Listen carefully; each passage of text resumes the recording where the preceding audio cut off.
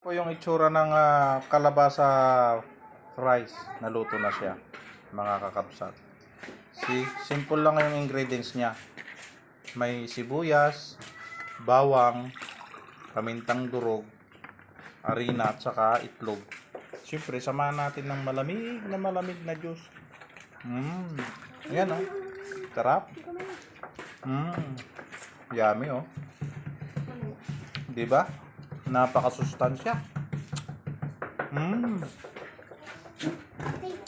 Sobrang sarap. Luto nung pamangkin ko oh. Ito oh. Wait lang. Luto ng french fries. Hoy, French! Kaway-kaway. Yan, si Princess.